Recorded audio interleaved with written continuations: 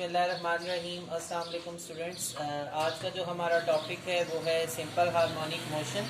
और हम लोग ये देख चुके थे कि सिंपल हार्मोनिक मोशन में क्या क्या प्रॉपर्टीज़ होनी चाहिए। एक तो उसमें ये होनी चाहिए कि वो प्रोपोर्शनल टू डिस्प्लेसमेंट होता है, और दूसरी प्रॉपर्टी क्या होनी चाहिए कि वो always directed toward mean position होता है। अभी हमारी ये एक डायग्राम है और हम जो है वो प्रूव करेंगे। Let us consider a mass M attached to one end of an elastic spring which can move freely on a frictionless surface। अब ये देखेंगे mass है और ये attach है, ये frictionless, ये स्प्रिंग है और फ्रिक्शन, ये दो बॉडीज जब भी कांटेक्ट में आती हैं तो फ्रिक्शन प्रोड्यूस होती है। तो mass इसके साथ अटैच है, यहाँ पे फ्रिक्शन प्रोड्यूस हो रही है। अब हमारे पास ये जो बॉडी है मैस एम जो है स्प्रिंग के साथ अटैच है। फिर हमने मैस को जो है इस साइड पे हमने इसके फोर्स लगाई है। अब सेकंड वाली जो बी हमारी फिगर है उसमें इसका जो डिस्प्लेसमेंट है वो इंक्रीज हो गया है इसके ओरिजिनल डिस्प्लेसमेंट से।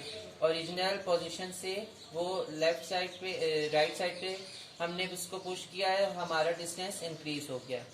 अब जब हमने दोबारा उस फोर्स को रिलीज किया है तो मैस अपनी ओरिजिनल कंडीशन में आने के बजाय, मीन पोजीशन में आने के बजाय उससे दोबारा बैक की तरफ आया। तो ये किस वजह से हुआ है? ये रिस्टोरिंग फोर्स की वजह से हुआ है, जो हम देखते हैं कि अभी रिस्टोरिंग फोर्स क्या है। हुक्स लॉ हम लोग देख चुके हैं। हुक्स लॉ क्या होता है कि इलास्टिक लिमिट के अंदर अंदर स्ट्रेस और स्ट्रेन जो है वो डायरेक्टली प्रोपोर्शनल होते हैं इलास्टिक लिमिट के अंदर अंदर। तो F इज इक्वल टू के एक्स। के जो है हमारे पास स्प्रिंग कांस्टेंट है और x जो है वो हमारे पास डिस्प्लेसमेंट है। अब क्या होगा, हमने ये देखा कि ये अपनी मीन पोजीशन पे नहीं रुका बल्कि अपनी मीन पोजीशन से इसने कुछ और डिस्प्लेसमेंट कवर कर ली। तो इसकी क्या वजह है? Due to elasticity spring oppose the applied force which produces displacement. This opposing force is called restoring force. तो रिस्टोरिंग फोर्स की वजह से स्टूडेंट्स ये अपनी ओरिजिनल कंडीशन से दोबारा इसने डिस्प्लेसमेंट कवर किया। हेंस इसीलिए हम लोगों ने ये नेगेटिव साइन यूज किया। अगर यहाँ पे किसी को कंफ्यूजन थी कि नेगेटिव साइन क्यों यूज हुआ, तो नेगेटिव साइन इसीलिए यूज हुआ कि मैस अपनी मीन पोजीशन से भी डेविएट हो गया और अपनी एक एक्सट्रीम पोजीशन पे आ गया। अभी हम लोग ये पता है कि न्यूटन सेकंड लॉ क्या होता है, F is equal to ma। और हमें ये अभी पता लग चुका कि F is equal to minus K X है। अब हमने क्या किया कि F इज इक्वल टू जो माइनस के एक्स है हमने इसको इक्वेशन 2 में पुट कर दिया। अब इस F की जगह हमने माइनस के एक्स पुट कर दिया और ma। अच्छा, हमने इसको ma को इस साइड पे लिख दिया, माइनस के एक्स को इस साइड पे लिख दिया। इक्वेशन को राइट वाली को लेफ्ट साइड पे लिख दिया, लेफ्ट वाली को राइट साइड पे लिख दिया। तो हमारी इक्वेशन पे कोई फर्क नहीं पड़ा।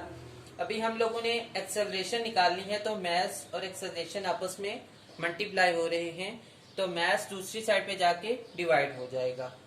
अब ये जो k बाई एक्स है, k भी कांस्टेंट है और मैस भी हमारा कांस्टेंट है। कि मैस तो देखें स्टूडेंट्स चेंज नहीं हो रहा, मैस उतना ही है। पोजीशन ए में भी मैस उतना है, पोजीशन बी में भी मैस उतना है और सी में भी। तो ये दोनों कांस्टेंट हैं। अब हमने इज इक्वल टू का साइन हटाया है और ये कांस्टेंट है, क्योंकि जब भी प्रोपोर्शनैलिटी का साइन हटाते हैं तो एक कांस्टेंट लगाते हैं, और जब भी हम कोई कांस्टेंट हटाएंगे तो प्रोपोर्शनैलिटी का साइन लगाएंगे। k बाई एम कांस्टेंट है, ये हमने हटाया और प्रोपोर्शनैलिटी का साइन लगा दिया और नेगेटिव साइन उसी तरह साथ में आ गया।